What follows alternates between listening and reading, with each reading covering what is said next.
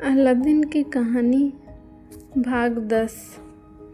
महल के वापस आने के अगले दिन सुबह सुल्तान अपनी खिड़की से बाहर देख रहा था। वे अपनी बेटी के बिछड़ने के दुख में डूबे थे। तभी उन्होंने देखा कि जहाँ कल तक खाली जगह थी वहीं फिर से अलादीन का भव्य महल खड़ा है। पहले तो उन्हें अपनी आंखों पर विश्वास नहीं हुआ, लेकिन ध्यान से देखने पर उन्हें यकीन हो गया कि महल सचमुच लौट आया है। उनकी खुशी का ठिकाना ना रहा। वे तुरंत घोड़े पर सवार होकर महल की ओर चल पड़े। उधर अलादीन सुबह सुबह उठकर अपने सबसे शानदार वस्त्र पहन चुका था। उसने दूर से सुल्तान को आते देखा और महल की सीढ़ियों तक जाकर उनका स्वागत किया। वह उन्हें राजकुमारी के कक्ष में ले गया। सुल्तान ने अपनी बेटी को सुरक्षित देकर खुशी के आंसू बहाए। पिता और बेटी एक दूसरे से गले मिले। इसके बाद अलादीन ने पूरी घटना विस्तार से सुनाई। सुल्तान को अपनी गलती का एहसास हुआ और उन्होंने अलादीन से क्षमा मांगी। उन्होंने कहा, मेरे बेटे, यदि मैंने तुम्हारे साथ कठोर व्यवहार किया तो केवल अपनी बेटी के प्रेम के लिए किया था। मुझे क्षमा कर दो। अलादीन ने विनम्रता से उत्तर दिया, जहाँपना, आपने वही किया जो एक पिता और राजा का कर्तव्य था। इस सारी मुसीबत का कारण केवल वह दुष्ट अफ्रीकी जादूगर था। लेकिन कहानी यहीं समाप्त नहीं हुई थी। उस अफ्रीकी जादूगर का एक छोटा भाई भी था। वह अपने भाई से भी अधिक शक्तिशाली और क्रूर जादूगर था। दोनों भाई हर वर्ष एक बार अपने जादू के माध्यम से एक दूसरे का हाल जान लेते थे।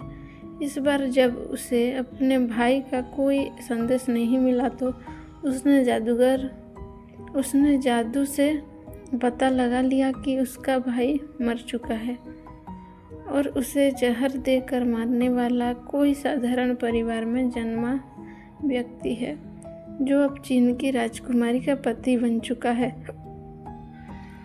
अपने भाई की मृत्यु का बदला लेने के लिए वह तुरंत चीन की ओर निकल पड़ा।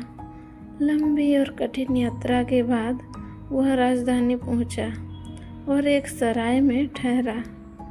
अपने जादू से उसने जान लिया कि उसके भाई की मौत का कारण अलादीन था। शहर में उसे एक प्रसिद्ध संत महिला फातिमा के बारे में पता चला। लोग कहते थे कि वह बहुत पवित्र थी और अपने स्पर्श से बीमार लोगों को ठीक कर देती थी।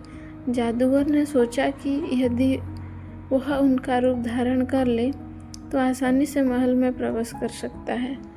रात के अंधेरे में उसने फातिमा की हत्या कर दी, फिर उनका वेश पहन लिया, चेहरा भी वैसा ही रंग लिया और हाथ में उनकी लाठी लेकर महल की ओर चल पड़ा। लोग उसे सचमुच फातिमा समझ बैठे। सभी उसके हाथ चूमने लगे, आशीर्वाद लेने लगे और बीमार लोग उसके स्पर्श से ठीक होने की आशा करने लगे। महल में यह समाचार रानी राजकुमारी ने तक पहुंचा। राजकुमारी ने इच्छा व्यक्त किया कि वह इस पवित्र महिला से मिलना चाहती है। सेवक तुरंत उसे महल में ले आइए। नकली फातिमा ने बड़ी चतुराई से भक्ति और विनम्रता का अभिनय किया। राजकुमारी उसकी बातों में इतनी प्रभावित हुई कि उन्होंने उसे महल में रहने का निमंत्रण दे दिया। जादूगर तो यही चाहता था। उसने दिखावे के लिए सबसे साधारण कमरा चुना और वहीं रहने लगा। कुछ समय बाद राजकुमारी उसे महल दिखाने लगी। जब वे 24 खिड़कियों वाले भव्य कक्ष में पहुंची तो उन्होंने पूछा, माँ, आपको यह महल कैसा लगा? नकली फातिमा बोली, महल तो अद्भुत है, लेकिन यदि इसके गुंबद के बीचों बीच रूक नामक विशाल पक्षी का अंडा लटका दिया जाए तो इसका कोई मुकाबला नहीं रहेगा। राजकुमारी ने पूछा, यह अंडा कहाँ मिलेगा? जादूगर बोला, उस जिसने यह महल बनाया है वही इसे ला सकता है। शाम को जब अलादीन आया तो राजकुमारी ने उससे वही इच्छा व्यक्त की। अलादीन ने तुरंत जादुई चिराग रगड़ा और जिन से आदेश दिया कि वह रुख पक्षी का अंडा लाकर गुंबद में टांग दे। यह सुनते ही पूरा महल कांप उठा। जिन क्रोध से गरज उठा, क्या मैंने तुम्हारे लिए इतना सब कुछ करना कम था क्या, कि अब तुम मेरे स्वामी को ही यहाँ लटकाने के आदेश दे रहे हो? लेकिन मैं जानता हूँ कि यह विचार तुम्हारा नहीं है। यह उस अफ्रीकी जादूगर के भाई का षड्यंत्र है, जिसने असली फातिमा की हत्या कर दी और उसके बेस में तुम्हारी महल में रह रहा है। उसका उद्देश्य तुम्हें मारना है, सावधान रहो। इतना कहकर जिन अदृश्य हो गया। अब अलादीन सब समझ चुका था। वह राजकुमारी के पास लौटा और सिरदर्द का बहाना बनाया।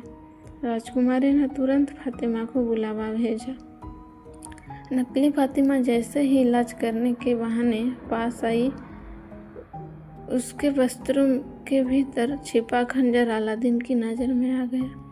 बिजली की तेजी से अलादीन ने वही खंजर छीन लिया और उसी के सीने में घोंप दिया। राजकुमारी यह भय से चिल्ला उठी, आपने यह क्या कर दिया? अपने पवित्र फातिमा को क्यों मार डाला? अलादीन ने उसका चेहरा खोलते हुए कहा, नहीं, यह फातिमा नहीं बल्कि उस दुष्ट जादूगर का भाई है। इसने असली फातिमा का हत्या करके उनका भेष धारण किया था और मुझे मारने आया था। फिर अलादीन ने जिन्न द्वारा बताई गई सारी बात राजकुमारी को समझाई। तब उन्हें अपनी भूल का एहसास हुआ और वे बहुत दुखी हुए। इस प्रकार अलादीन हमेशा के लिए उन दोनों दुष्ट जादूगर भाइयों से अत्याचार से मुक्त हो गया। कुछ वर्षों बाद वृद्ध सुल्तान का निधन हो गया। उनका कोई पुत्र नहीं था, इसलिए राजकुमारी बदिर अल-बदूर सिंहासन पर बैठी। अलादीन उनके साथ मिलकर कई वर्षों तक न्यायपूर्वक राज्य चलाता रहा। दोनों ने सुख और समृद्धि के साथ लंबा जीवन बिताया और उनके संतानों ने आगे चलकर राज्य की कीर्ति को और भी बढ़ाया। इतनी में अलादीन की कहानी समाप्त होता है। अलादीन की कहानी भाग 1 से पूरे भाग 10 तक पूरी कहानी है। अगर आपको पूरी कहानी सुनना है तो हमारे चैनल में आपको पूरी भाग मिल जाएगा, वहाँ से आप देख सकते हैं।